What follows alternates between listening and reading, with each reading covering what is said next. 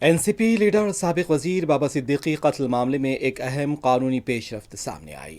بابا صدیقی کی بیٹی شہزین ضیاء الدین صدیقی نے خصوصی عدالت میں ایک درخواست داخل کی ہے اور ممبئی کے کرائم برانچ کی تحقیقات پر سوال اٹھائے ہیں۔ انہوں نے عدالت سے اپیل کی ہے کہ تحقیقاتی ایجنسی کو ہدایت دی جائے کہ وہ اس معاملے میں اہم ملزم انمول بشنوئی کو فوری تحویل میں لے کر پوچھ تاچھ کرے اور دیگر ملزمین کے ساتھ عدالت میں پیش کریں۔